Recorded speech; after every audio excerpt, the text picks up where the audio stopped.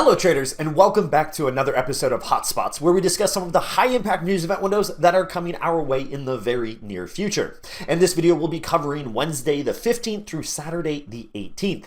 Let's get going. Wednesday, we will see news at 8:30 a.m. Eastern Time out of the UK, followed by 5:45 p.m. Eastern Time news out of New Zealand. There's one more release in the day to be on the lookout for, and that's at 8:30 p.m. Eastern Time, late in the day out of Australia.